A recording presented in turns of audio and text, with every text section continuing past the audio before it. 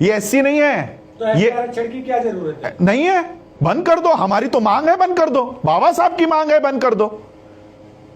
बाबा साहब ने कहा था 10 साल के लिए दिया है, 10 साल के बाद बंद कर दो, बंद कर दो और हमको हमारा सेपरेट इलेक्ट्रेट दो। बाबा साहब ने सेपरेट इलेक्ट्रेट की मांग की थी। पहले बात मैं आपको क्लियर कर देता हूं, वो एससी के सांसद नहीं है, वो रिजर्व होगी सीट एससी के लिए। वो सांसद उस पार्टी के हैं जिस पार्टी से वो चुनकर आए हैं, इसलिए वो एससी की आवाज नहीं उठाते, उस पार्टी की आवाज उठाते हैं। और यही है वो गांधी का पूना पैक्ट।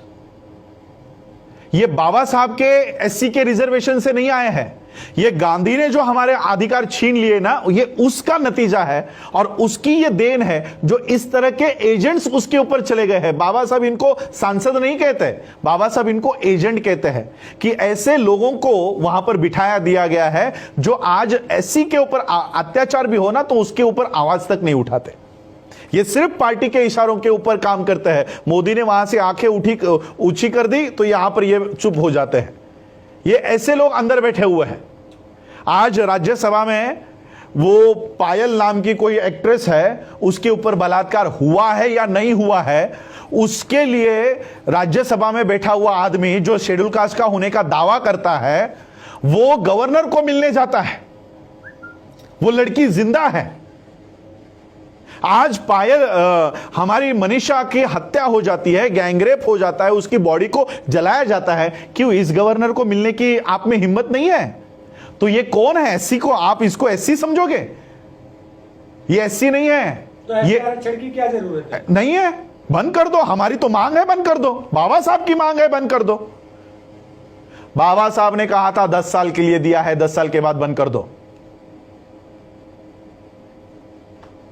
बाबा साहब ने 10 साल का पॉलिटिकल रिजर्वेशन कहा था। बाबा साहब ने कहा था ये जाने वाला, इसके पीछे मत लगो। क्यों सरकार इसको हर 10 साल के बाद बढ़ाती है? एक तरफ हमारा एजुकेशनल रिजर्वेशन बंद करवा रहे हो, एक तरफ हमारा सर्विस वाला रिजर्वेशन बंद करवा रहे हो, लेकिन पॉलिटिकल रिजर्वेशन बढ़ाते जा रहे हो। क्यों? क्योंकि सर्विस में रिजर्वेशन मिलने के बाद, एजुकेशन में रिजर्वेशन मिलने के बाद बाबा साहब के सिपाही पैदा होते हैं, बाबा साहब के विचारधारा वाले लोग तैयार होते हैं। लेकिन पॉलिटिकल रिजर्वेशन कंटिन्यू करने के बाद दलाल पैदा होते हैं, इसलिए इनको दलाल चाहिए, आपका सिपाही नहीं चाहिए। इसलिए पॉलिटिकल रिजर्वेशन हर 10 साल के बाद, अभी 6 महीने पहले इन्होंने कंटिन्यू किया है वापस 10 साल के लिए। वहां से आठवले निकलते हैं ना, वहां से पासवान निकलते हैं, वहां से उदित राज निकलते हैं, इसलिए वो चाहिए उनको। जहां से हमारा आईएएस निकलता है, जहां से हमारा आईपीएस निकलता है, जहां से हमारे जजेस निकलते हैं, वो बंद कर दिया है, वो बंद कर दिया। जहां से दलाल निकलते हैं वो शुरू गए। तो इसका सॉल्यूशन क्या है? बंद कर दो और हमको हमारा सेपरेट इलेक्ट्रेट दो। बाबा साहब ने सेपरेट इलेक्ट्रेट की मांग की थी। आज एससी के सीटों पे कौन चुनाव वोट डालते हैं? और जो हिंदू फेवर का हो, ब्राह्मण फेवर का हो, उसी को एससी का गधा चुनकर आ सकता है, लेकिन एक कर्तव्यगार व्यक्ति एससी के सीट से चुनकर नहीं आ सकता। कितनी एससी के सीट्स है मुझे बताओ कि बीएसपी जीतकर आई है? सारे एससी के सीटों पे बीजेपी जीत के आई है। तो कहां है ये? क्या बीजेपी एससी की पार्टी है? क्या डिसीजन मेकिंग में एससी का कोई भी एक आदमी बीजेपी के उस बॉडी पर है? यानी एससी के जगहों पर किसका कब्जा है? बीजेपी का। क्या बीजेपी एससी की पार्टी है? क्या कांग्रेस एससी की पार्टी है? एससी की पार्टी कौन है? बीएसपी है। तो बीएसपी को एससी की जगह पर भी आप चुनकर नहीं आने देते, तो यानी जो हमारा था वो भी आपने ले लिया। बीएसपी हमारी पार्टी है, वहां से तो एससी के कैंडिडेट्स को चुनकर आने देना चाहिए था, वहां से भी बीएसपी को निकाल दिया। तो कहां रहा रिजर्वेशन?